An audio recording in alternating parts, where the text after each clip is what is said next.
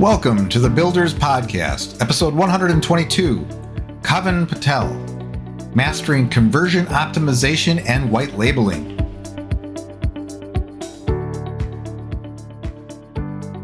Before we jump into this episode, please subscribe to this podcast, hit that notification bell if you're on YouTube, and after a listen, please give us a thumbs up, like, and share, if we've earned it. With your help, we can reach more people and deliver these valuable from the trenches lessons to those that need it. Enjoy the episode.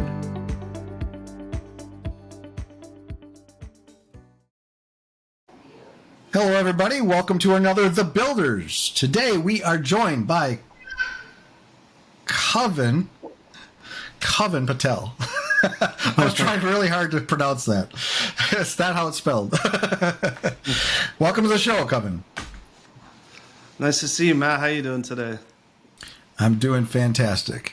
So this is going to be a really, really interesting conversation. Kavin runs a SaaS company, does some white label stuff, and so he has a lot to say and a lot of experience around that.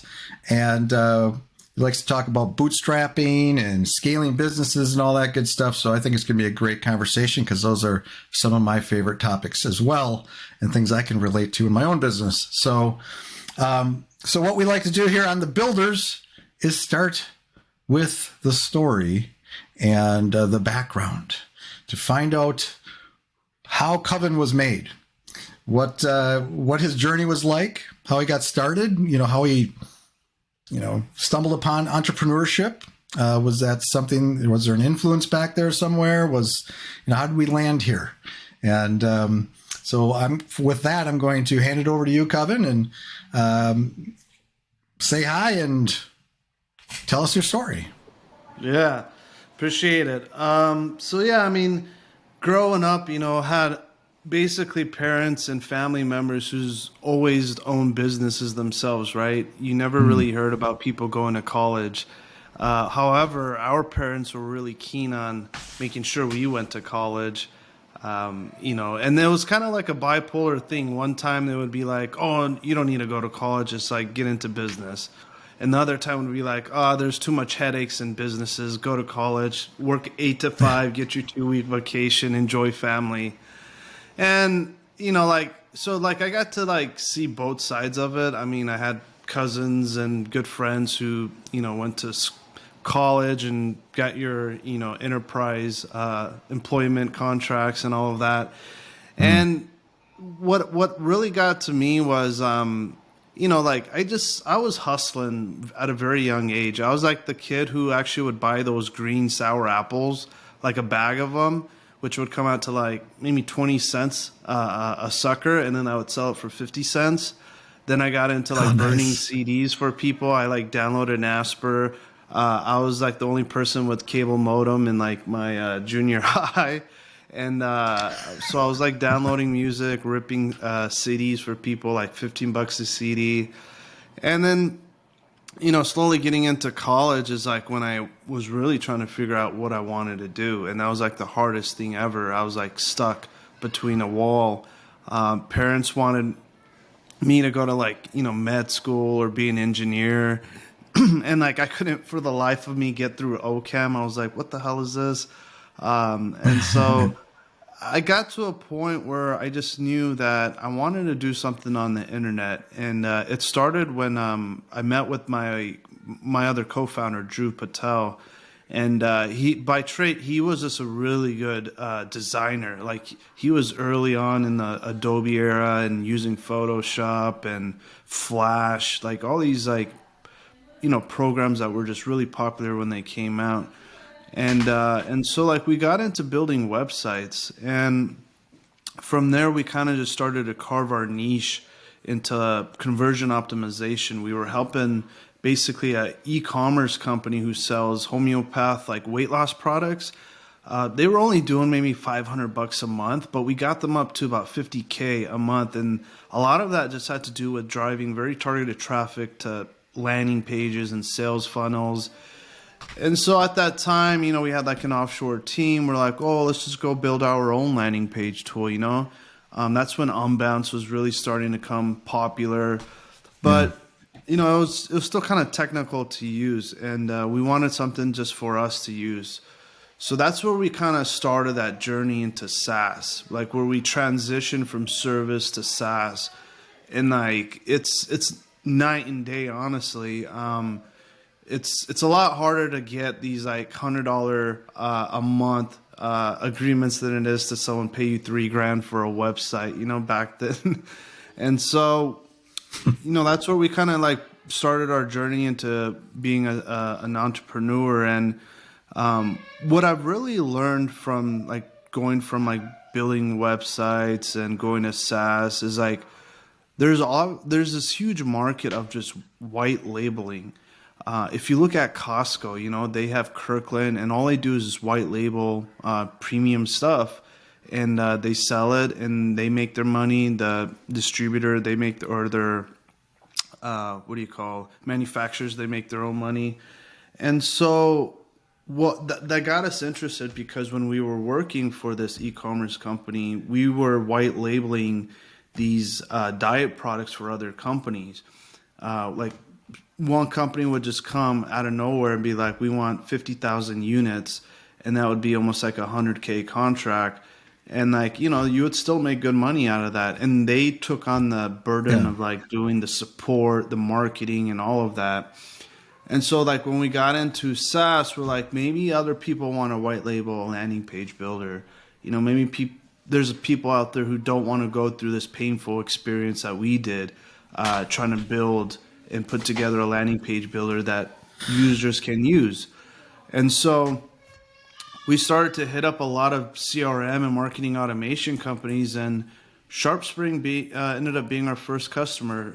They were a pretty young, up and coming company, and we looked at their feature set. We saw they didn't have landing page builders, so reached out to Rick, flew down there, had a great meeting, and that's how things honestly got started. Is that we landed one company in the CRM marketing automation space, then we went to Infusionsoft, then we went to like Sendinblue and Freshworks.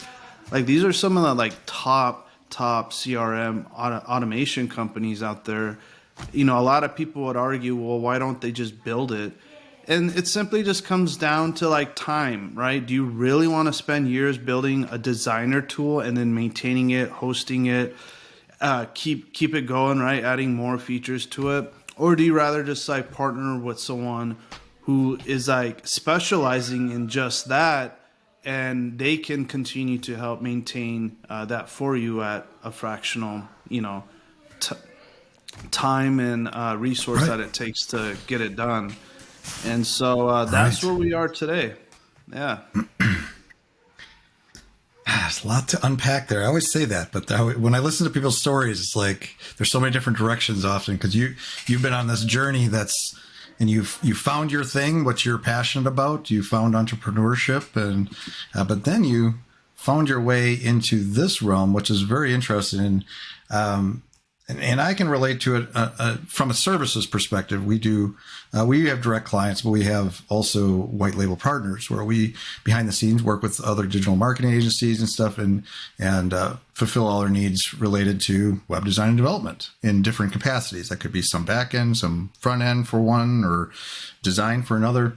So it's really it is a great model across the board. And I also think, as we were talking, so we have like a little WordPress plugin, like maybe I should go white label with that and let other people, we can do what you're saying, Yeah. I mean, I think that's one of the key things you pointed out there. It's like, well, you can, and one of the other thing you pointed out was that, not these other companies don't want to necessarily develop the tool. They don't have the investment or capabilities or the skills in-house or to even outsource to develop something like that. But if they can rely on your team who has that expertise, it's a beautiful thing. It's a good match. Yeah, I mean, like, I almost want to say, like, post-COVID era, a lot of SaaS companies, when they went through basically kind of just trimming the fat within the organization, they really started to focus on like the core thing that's working for them and doubling down on those efforts. And like now it's becoming more of a thing where it's like it's okay to partner with the company instead of going through this build versus buy analysis all the time. It's like, let's focus on what is really generating like that 70-80% of the revenue for the company. The other 30%, let's just work with smart companies who solely focus on that, and let's just scale that way. And so I think we're kind of seeing that mind shift happen, because like early on we would always have people say, oh no, we're just going to build it in house. Oh no, we got 30 people. But like 2 years later, you see they aren't anywhere in that space of like helping create lead gen tools. And it's just because like you as an organization have so many things to work on, and like things change by the week, right? You think you're going to focus on this for a couple of weeks, something might come, be a curveball, and that might last for like 6-7 months. And so I think we'll see more of like that white label collaboration effort happen. Yeah, I think back at, and we're in our 5th year with the agency I have now. And there's a couple examples of that through our lifespan is where I'm trying to develop something, and then we get sidetracked for like 6 months because we got some large project from a client or something, or something happens. It's like, okay, we'll get back to that. We'll circle back. But it would have been a lot easier to find that somebody else to just, it's done today. Here you go. Let's sign the contract. Let's go.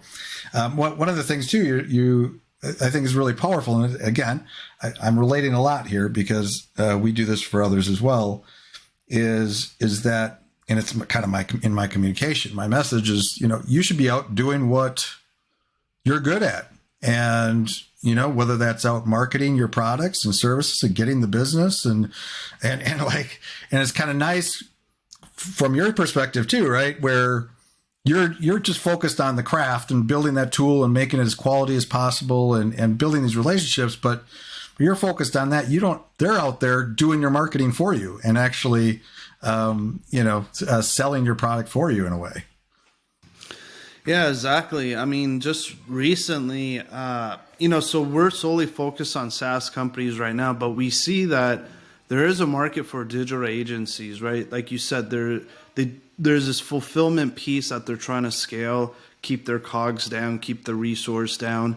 And so if they can take up, technology and software that will help the fulfillment process, they're more than happy and excited to want to white label it. And so recently we teamed up with an organization called McLabs Institute. They've spent over $150 million on just doing research on what actually conversion means online. And they have a big network with agencies, marketers. But what's interesting there is like with this move into AI, you have these tools now that allow you to basically create those digital assets, like whether it's images, whether it's content. And so it's like, how can you take that tech and then plug it into these other avenues that get your messages out, like email, landing pages, ads. And that's where like, we're trying to move towards is like pairing those two technologies together, but providing that level of service and content and on how to deploy your sales funnel and make money out of it. And so it's interesting to see just how, things are just changing like very rapidly in this space. Yeah. Oh, AI is a whole topic. Talk about that for a minute.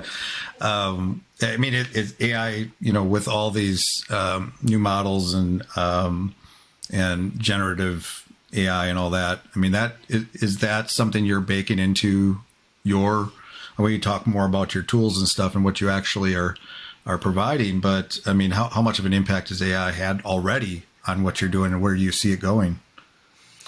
I mean, so like if you look at a sales page, right, 80% of that, like 80% of wanting someone to opt in really comes down to the content of the page. And so if you can help really create meaningful content, whether it's persuasive or different style of voice, that's where it becomes a lot more powerful, right? It's no longer a builder where you're just like building a page out that you think is going to convert. If you're training a model that is following some type of methodology that's proven, like we are with McLabs, Right. they have a lot of research and data. We are now actually starting to train our own models to follow that methodology that we can then bring inside the landing page builder, where it's just like, hey, I need a headline for my business. And it will know what your business is because you've already told it ahead of time. And so that's where like things could really start becoming more powerful. Yeah, having some experience myself with landing pages, I had a recent project a couple months ago where we hired the client hired a conversion specialist to come in and analyze all their pages. This is the e-commerce site. To analyze their pages, offer these suggestions. He had created like this 20-minute video that was shared with me where we go on everything step by step. He's comparing it. You should do what this comparing it to like other competitors. Like, this is what they're doing. You should do this and remove this and add this and all these different things, and that we had to turn around and implement for the client. But that's a whole process, right? And Right. And we're not really using a landing page builder, so it's a little more complicated with WordPress and WooCommerce and templates and stuff. But what you're saying is you're building this kind of AI, this model that can actually you can feed it, kind of prompt it with what type of business you are, what your what you do and what you sell, and then it can take that information and provide you maybe a better headline or some headlines to split test against or whatever. That kind of in an automated way. That sounds amazing, actually. Yeah. And then there's the whole branding aspect of it too, right? Like, if you have a current website or some type of a social presence, being able to just input those URLs and then like the page automatically would pull those assets. And so it kind of just builds out the whole sales piece for you. So that way, you're spending less time within the technology tool and more on just like refining your message. Nowadays, Right. This whole thing with like tech tools is sometimes it just becomes very troublesome to use. You can't expect a small business or business owner to be able to always use tools to get things done. They got a lot of things going on, so it's about like how fast can you make it that whatever it is that you're trying to automate, like how fast can you get that done for them, so they're less spending time within your product and more seeing actual ROI come out of it. Right. Yeah. Yeah. It is a time savings, even just like using ChatGPT and stuff like that. Even for me, now I started using it a while back, and I would just use it for like simple mock-ups and stuff, just to generate some content. I remember having fun. I would like describe the section. And this is what the section is. This is the topic, and this is what this section is. This is what we're doing here, and this is an about area, and I just fed it the different sections, and it like spit out all the content like this. And of course, it knew what the topic was and all that. And I just plugged that in for the mock-up. That's better than Lipsum, your sample text. I show that to the client or a partner. They're like, they kept some of that, but the whole idea, the whole thought there is it saves time just doing that. So I can imagine, because I'm very obviously curious about, or keeping my eye closely on this, because it affects what we do as a web design development agency. And I want to embrace and start using these things and these tools because I don't want to be left behind. I don't want my competitors or other, so I'm always finding ways to, introducing it to my team. Hey, go use this, try this out, try this. Here's a prompt, try this. In that same vein, just having a builder like you've got for a business owner, especially, and I have my own websites too, where I don't want to spend a lot of time tweaking or coming up with, I want it to just, if I could just deploy it And then maybe does like your tools do like split testing? Is that a big part of what you're doing as well? Or is that something the AI does to measure traffic and all that as well yet? I mean, that's something we will get into. So the idea behind Convrrt is we want to create tools that help take visitors and turn them into leads, and then turn those leads into customers. So for the longest time, we've been really focused on like how can we take visitors and turn them into leads. And so that's where you have like these lead capture tools, whether it's forms, pages, pop-ups, and like then comes the analytics piece, right? And from analytics, you can kind of tell a better story of how to turn that lead into a customer. And that customer piece is the whole e-commerce piece. So like, that's where you hear like terms like checkout pages, and those types of things. And a lot of that we are releasing actually the beginning of Q3. More importantly, like when it comes to the whole split testing things, like we have a little bit more work to do on that side. In the meantime, we've been kind of just gathering data and understanding how some of these website visitors are coming to the current pages of our customers, and kind of better understanding that. And so, that's kind of like where we're seeing things. Yeah. I mean, when you're developing the tool, you can't build it all at once. You can have a vision, like, I've built products as well. It's like you have this giant vision. Of course, you want to do it all right now, but you also want to get some minimal viable out too. Just, try it, get it out to market and get people using it and feedback and all that stuff, right? As well. Yeah. So are you building, are you going to have it? Yeah, right. Do you have, we're diving right into the product talk here. That's okay. I love it. So your product name is Convrrt. And when did you guys launch this product? It's been about 8 years now. I would say like we actually formed the company about 8 years ago, but we probably weren't in business until like 5 years ago. And that's kind of like where we just got our first contract and we were able to start scaling the team.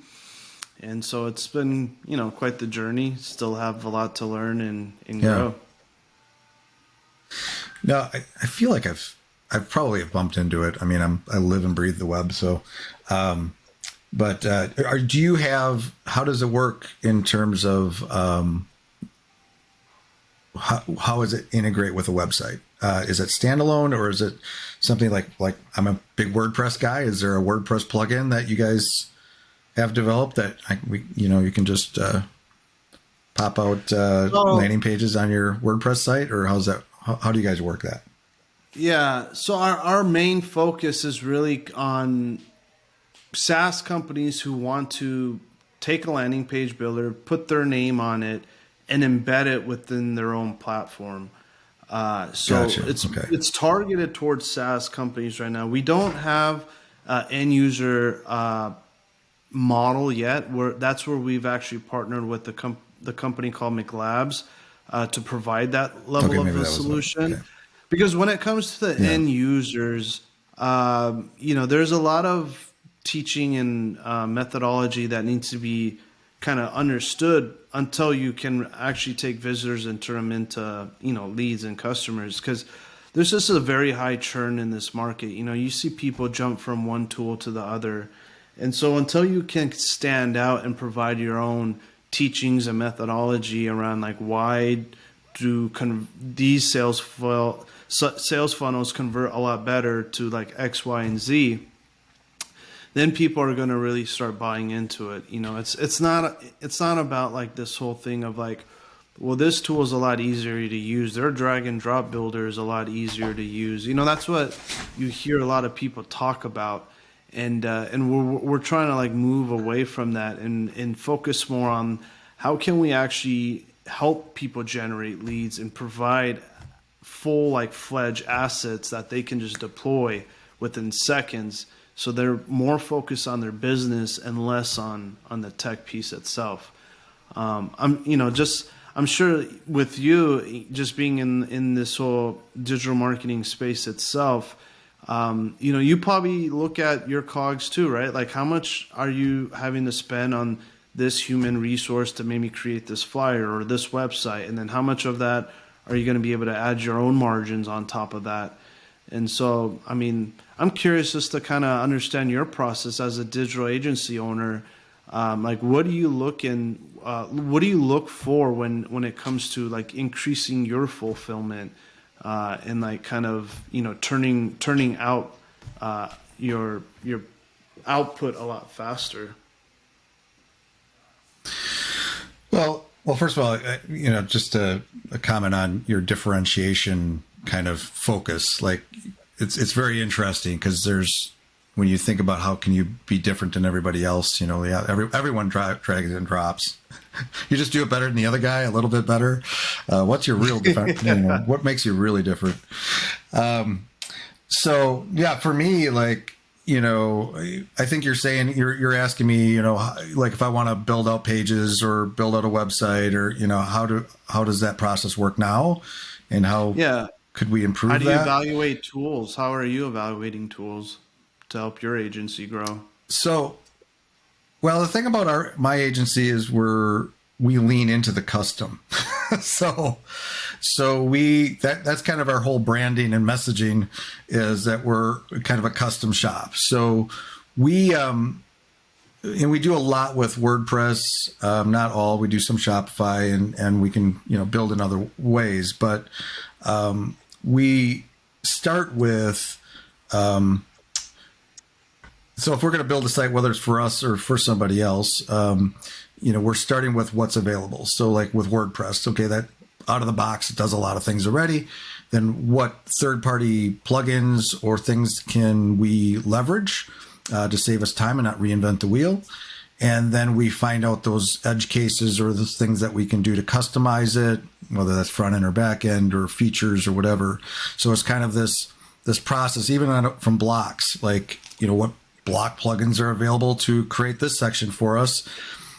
We have our own block plugin we're sort of developing. So if it's there, great. Is there a third-party plugin that we can leverage and customize, or do we create our own custom blocks for this particular project? So it's this kind of arc of seeing what's available. Well, obviously going through the initial process of what the requirements are and going through that process with the client. And then that leads us to the finished product. And, I'm kind of, it's kind of a unique situation, with our own website. So in total, we have 5 websites. We're doing a variety of things. We got our agency website, and then my blog, and then the podcast website, and our plugin website. And we have a vertical we go after in web design that has its own website. But we build all that using our in-house framework. We have our own full site editing block theme that we've developed in-house. We start with that. Or some of our sites are in our older framework, but we build with that. And then if I need a section, I just ask one of my developers, hey, design, or one of my designers design it. And then they develop it. Usually it's a custom block because that's the environment we work in. And so we have this longer process. It's not just log in and, create a new section. We don't, a number of our clients use Elementor, for example. Some people love Elementor because there's a lot of built-in modules and things like that. I mean, it's become super popular. We can't even avoid it, even though we're a custom shop. But that gets people closer to being able to do a lot of stuff themselves without developers involved and all that. So yeah, it's kind of the gamut for us. We do a wide range of things, and we pride ourselves in being able to solve problems other people can't solve with the tools available. And we have some of our digital marketing, like our strategic partners, usually we fill some kind of role for them. And in one case, for example, they build a lot of websites for their clients, but they have their own methodology around how they build them quickly. They're WordPress, but they build them out quickly, and they have very narrow guardrails. Like this is how they build them. period. Classic way, done. This is our methodology. But I got to know them over a few years. I know some people that work there, and what our relationship became is anytime they have a client that needs something outside of that, they need somebody to refer them to. So that's why we kind of do the custom stuff in that case, especially because they have their tools, their way of doing things. But once in a while, the client wants something else, no matter how much they try to, avoid that. Yeah. So yes, that's kind of what our model is. If that makes sense. Yeah. No, that makes sense. You have, that's just kind of your differentiator, right? Like anything that's right. Custom related, that's what you guys focus on. And you're right. Like there's a lot of people who like to roll up their sleeves and, they like to go in there and do it themselves. And that's where you see a lot of those tools like Elementor, raving about like the new feature sets that they're coming out.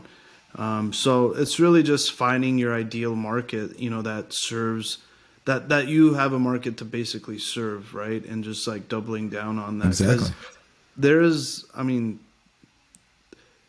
your tool can serve, or your services always can serve a particular market that you can just dominate. And so it's really finding that. I think that's what's most important for any business owner or entrepreneur, is like coming down to like who do you like to serve and have a passion serving, and just focus on that. Like you'd be surprised as how big the market is for just the oddest things, right? Like I don't know, I'm looking outside my window right now and I see rocks, and I could just imagine like how big the rock club is, right? Like there's probably hundreds and thousands of people who collect different rocks, and they're selling them for tens and $20,000s of dollars. Like who knows, maybe there's some software out there that helps you manage that, or there's a need. But if you have that passion to serve that community and market, that's all it takes. I don't really look at too much of what other people are doing or what they're building, and it's just get out there to events or talk to prospects, or more importantly, just talk to the customers that you have and just run things by them. They feel good about it too. Yeah. If there was a quote I just saw, I think it's something we posted. If you try to serve everybody, you get no one. Well, that was actually one of my past podcast guests. Like you have to find your niche, your vertical, your thing. Like in our case, like I've always loved just tinkering and building, coding. I come from that world, and I built a team around that world. But we are serving maybe a more narrow market, but we are also able to get really good at what we do, and become that. Even with Elementor, like we have clients that we've talked about doing other things other than Elementor, but they really like it. That's their thing. They're other people I talk to doing a full site editing theme and talk about the benefits. It's lightweight, it's core. You don't have to support a premium plugin. You can keep it simple. You can do it. We can train you on that. This is the direction of WordPress. This is I tell my whole speech. And they love the idea. I had I was on a call this morning, doing a proposal for somebody local here that it's a manufacturer, and I started talking about that, and I don't know if she'd already been she'd been on my site, so maybe she read about it too, but she was just so excited, but that's her. She's but then there's the Elementor people they love their Elementor. Yeah. So you on like what you're doing, you're going to find, people that love to use your type of building system, your type of page building system. And there may even be applications because we're flexible, we do a lot of different things. There might be applications for us to use that with certain clients, right? Or partners. So, it's you got to know your thing, differentiate yourself. For sure. Yeah. And I'm sure as you continue to grow, you look at other markets, but I think for the first couple of million, for sure, there's a small enough market out there that you can dominate and then kind of branch out from there. Yeah, for sure. So So there's some things we haven't dug into here too much. Where I'm conscious of time, but one of the things I had on my bullets here, I really want to talk just a few minutes about. So I have also, kind of bootstrapped my business, right? So when I started my agency, I was self-financed. I didn't go out and try to get funding or do anything crazy like that, or partners and all that stuff. Is that kind of how you started your business as well? You kind of started from the ground up and built it, and what were the challenges around that in terms of growth and all that as things have scaled up for you? Yeah, 100%. Everything we've done is bootstrapped. With Convrrt, we did take a small friends and family note of like 50K, but that did come in at a time that we really needed it. Like we had exhausted everything. Both me and Drew, like we were working. It's the same thing you hear from a lot of people, but until you've gone through it, it's a whole different story where you're working 2 jobs. You're putting like your whole life savings into trying to get this project up and running. I remember it came to a point where my brother had just bought a house, and I put all my money into trying to build this software. Wow. He's younger than me. He got married before I did. I took a different path, and being in the brown Indian community, you get a lot of pressure sometimes. Like, hey, why isn't the older brother getting married? And so like I was focused on like trying to make this work, and so that came with a lot of sacrifices, which again, some of the things like you said with bootstrapping, you have to self-finance it and find clever ways to really fund it.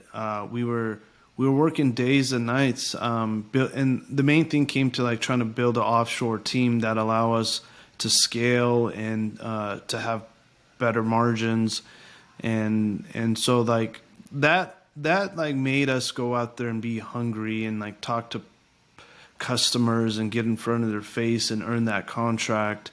And so, you hear a lot about people raising money, less about bootstrapping, probably because, it's just hard to get through. I mean, the stats are out there. I don't know. It's like It's not the 99 easiest out of path, 100. no. Yeah. But it's been the journey, but looking back, I probably wouldn't change anything. It's made us disciplined on how we spend our money and how we invest and how we continue to grow. And so, it's been nice. We're basically in control of our journey, and we don't have to worry about reporting to anyone. And like I've said before, we're not totally writing off the opportunity of taking investment. It's just, I think very early on, you have to be bootstrapped to know and understand your ideal, customer and how to get in front of them and get contracts signed before you can take money on and start doubling down on those efforts. You're proving what you're doing first before going out to get the potential investors. Yeah, I mean, I think it does require you to be a lot more hungry and go out and pound the pavement to get those sales or those customers or clients. And I mean, I think services are probably a little easier than products, because I could start pretty solo, and I just I didn't have a team at first, and I built, the way I did it. First couple of years, it was basically me, and I'd outsource case by case for a while. But then I started building a team when we started getting the contracts, where I got that first contract, leveraged that, and hired more and more. Right. But that's the challenge, and then also the challenge of keeping everything quality too, right? Like you have this vision, you have a specific way you want to do things, and translating that to a team you're building and growing, that's also challenging, right? Right. Yeah, I mean, we've had like our challenges with definitely growing the team. We've tried to offshore things very early on. Then we tried to hire like new grads from USC out here. But the problem we saw was, a lot of these new grads, they were looking to get picked up by like the big firms like Facebook and Google. And a lot of the times they ended up getting an offer letter and they would just put in their notice like within months. I mean, and like it was hard, right? We would get these guys up and going, and 6 months later they would leave. And so, that's when we started to look outside again. And now we have a team out in Nigeria that is actually just killing it. And they're helping this product grow and scale. And, it's just kind of finding your network of people that you can recruit from and just doubling down on those efforts once you see like the quality is there, and they can, understand and tackle the hard problems that come with trying to build a product. Yeah, and it takes a while, right? You go through some bad apples, or pick the wrong people, or a lot of people struggle with that, but it just takes time. And like you said, once you have a team, then you can start recruiting through that team too, as well, right? They can refer people, or it's Nigeria is interesting though. So my team is split. I have half my teams from India, Indian, and then I have Philippines. So I have this kind of interesting mesh. And I've always, and I thought years ago that for sure I would build a U.S. team, but yeah, I still haven't lost that idea, but we're doing fine. There's quality people out in the world, offshore. Yeah. So, I may someday, but it's not like a priority for me anymore. I think we're doing awesome the way we are. And, but yeah, it's, but growing it bootstrapped, but I had to have the revenue there first before I could scale the team. And so every time we get a new bigger contract, adding another person, but then also always, because I'm very particular because I'm a coder. I've built themes from the ground up, from scratch. So I have very, very particular standards around that stuff, and making sure that's translated to people who are hiring. And it's a fun ride, isn't it? Yeah. I mean, where do you go ahead. Oh no, I was just going to say, I mean, that's another part I think a lot of people don't really think about, is like setting processes in place like very early on, because as you're trying to grow and move quickly, like you can forget like to document how a specific process should work. And if you're going through people fairly quickly, then the next person that comes, you want to make sure they know the mistakes that you've already made, and they don't go and repeat the same ones, and they can just like read some policy or procedure type of thing and like go off of that. Super important. Yeah. Documentation processes. It's continuous. It's continuous as things evolve and tackle new things. And we just, that's a whole nother, maybe next time you're on, we'll talk about that. So where do you see yourself in, so you have, you've been doing this for a while now. And it sounds like you're growing, and your business is scaling up.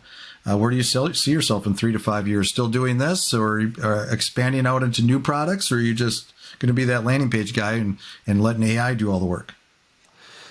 No, we're definitely going to be continuing to evolve, around this. I think, 3 to 5 years is quite a bit of time out. We look at, basically we look at the next quarter, basically, just because of how tech is just moving in general.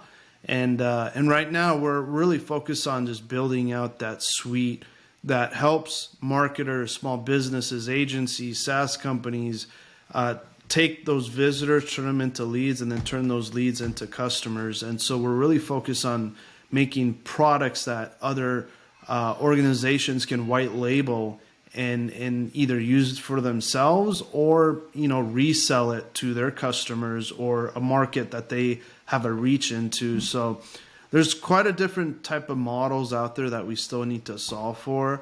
Like we're barely scratching the surface, but it's good to see that we are able to take this concept of like landing pages and white labeling it and having people pay for it. But it's like, there's a lot more to be done from what we're really trying to do with how people interact online and turning them into customers. Nice. Yeah, it's hard to look that far ahead. I know I've talked to Dolan White, who's been on this podcast a few times. He's he's been in the software world or for decades and worked for big companies, Fortune 500 companies. And anyway, a lot of experience. I could talk about Dolan all day, but I remember us having that conversation where it's like, you're trying to do a business plan, 5 years out, 10 years out. Yeah.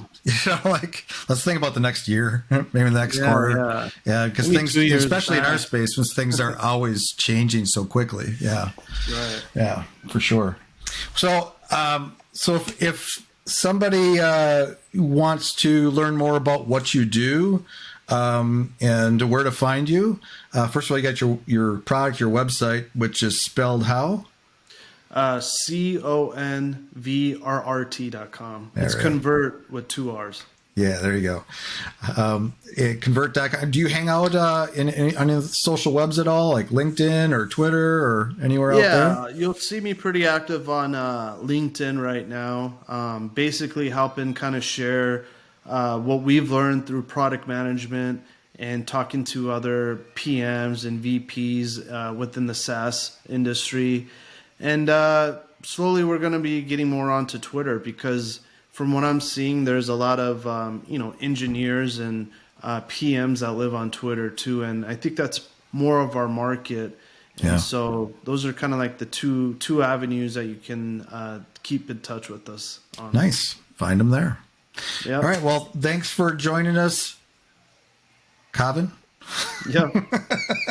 To remember, it was great having you. It's great discussion. There were so many ways. Like I'd love to have you back sometime to talk about some of these other topics and more about your story.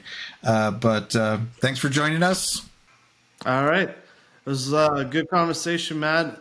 And thanks for sharing your insight too in the digital agency space. And we'll chat again. My pleasure. Take care. Thanks, everyone. Yeah. Bye-bye. That's all for today's episode. I hope you enjoyed that. Again, please subscribe if you haven't already and give us a thumbs up if we deserve it. If you want to comment on this episode's page, provide me with requests on topics for future episodes, or inquire about being a guest, please find your way to thebuilders.fm. You can contact me there or add a comment under these show notes. Now a word from our sponsor, my agency, Unified Web Design. We build custom websites, features, we maintain websites, we work with agencies to fulfill their web design and development needs, and more. If you are interested in our services or are looking for an agency to work with as a partner to build awesome sites for your clients, feel free to reach out to me at unifiedwebdesign.com. There's a handy contact me link at the top. Fill out that form and it will open a ticket, and that ticket will find its way to me. Thanks for joining me today. We'll see you next time.